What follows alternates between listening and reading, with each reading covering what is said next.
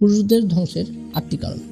1. Cigarette, মদ, জুয়া ইত্যাদি নেশায় আসক্ত হয়ে নিজেদের জীবন ধ্বংস করে। আল্লাহ সুবহানাহু ওয়া তাআলা বলেছেন, তোমরা নিজেদেরকে হত্যা করো না। 2.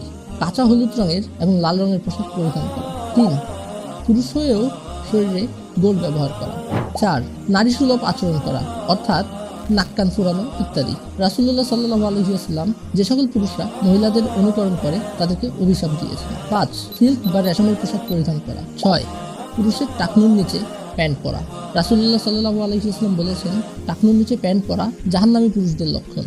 7. ইচ্ছাকৃতভাবে জামাতে সালাত আদায় না করা এবং ফরজ সালাত আদায় অলসতা করা। রাসূলুল্লাহ সাল্লাল্লাহু আলাইহি ওয়াসাল্লাম বলেছেন যে ইচ্ছাকৃতভাবে সালাত ত্যাগ করলো সে কুফরি করলো। 8. দৃষ্টি সংযত রাখতে না পারা এবং নাচ, গান, মিউজিক ইত্যাদির সাথে লিপ্ত থাকা।